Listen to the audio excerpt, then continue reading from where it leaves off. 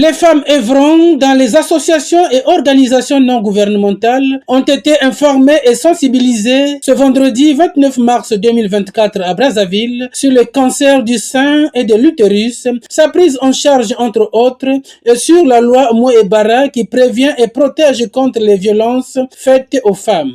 C'était à l'occasion de la célébration en différé de la Journée mondiale des droits des femmes, un événement organisé par le Conseil consultatif de la société civile et des organisations non gouvernementales que préside Cephas Germain Ewangi, son secrétaire permanent. Professeur Edith Nsonde Malanda et Nadia Makosso, respectivement, directrice du programme national de lutte contre les cancers et vice-présidente des associations des femmes juristes du Congo, sont des oratrices choisies pour informer ces actrices de la société civile. Vous voyez qu'au niveau de l'Afrique, ça fait 1 million de cas de cancer avec 700 000 décès à la suite des cancers.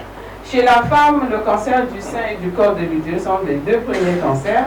Chez l'homme, le premier c'est le cancer de la prostate suivi du foie et le cancer colorectal. Donc chez la femme aussi, c'est le cancer colorectal qui est en 3e position. Protéger les victimes, c'est le cœur de la loi Moué-Bara.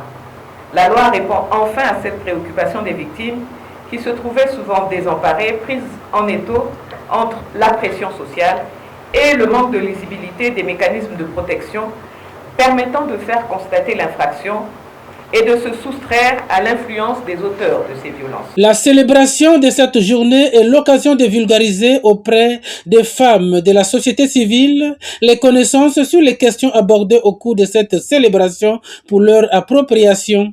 Pourquoi une telle célébration doit ou devrait préoccuper les organisations de la société civile? La réponse est simple et évidente.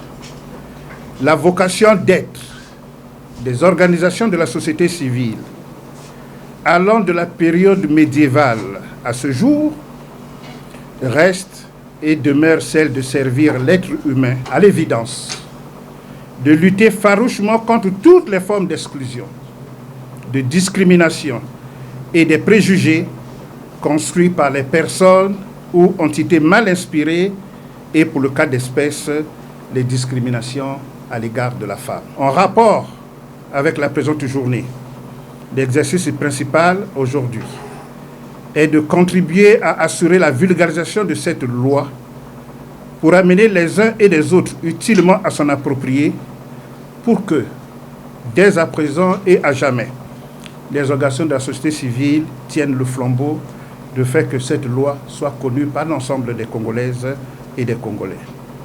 Par ailleurs, ici est de rappeler qu'au nombre des droits humains à promouvoir, nous avons décidé de mettre pour la circonstance aujourd'hui en exergue l'un des droits humains par excellence, qui est du reste le facteur explicatif de la jouissance de tous les autres droits attribués à la personne humaine, à savoir le droit à la vie. Ce droit intimement lié à celui du droit à la santé est aujourd'hui mis à mal par une maladie qui, au dire du professeur Judith Nsonde Malanda, mérite une réelle mobilisation de tous. Il s'agit, mesdames et messieurs, du cancer. L'assistance a salué l'initiative du secrétaire permanent du Conseil consultatif de la société civile et ONG avant de se dire édifié sur les problèmes du cancer dans le pays et sur la loi Moué-Bara. Mon intention a beaucoup plus été attirée sur les défis à relever. Parce qu'aujourd'hui, le cancer, c'est un véritable problème de santé publique. Et il y a d'énormes défis, autant financiers que structurels, en termes de ressources humaines à relever. Et c'est vraiment l'essentiel de ce message-là que moi j'ai pu retenir. Et les différents lobbying ou les différents partenariats qui doivent se nouer pour essayer un peu de débloquer la situation et faciliter la prise en charge des différents malades de cancer. La loi Moué-Bara est la loi qui préserve la vie de la femme, de la jeune fille, des filles mères. Pourquoi? Parce qu'aujourd'hui, nous avons plusieurs cas. Pourquoi? Les cas se multiplient du jour le jour. À défaut, la femme, jeune fille que nous sommes confrontés à plusieurs violences dans des foyers, dans des lieux professionnels, des harcèlements.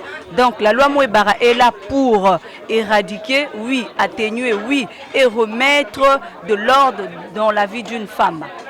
Cephas Germain Ewangi a invité les participants à capitaliser les enseignements reçus.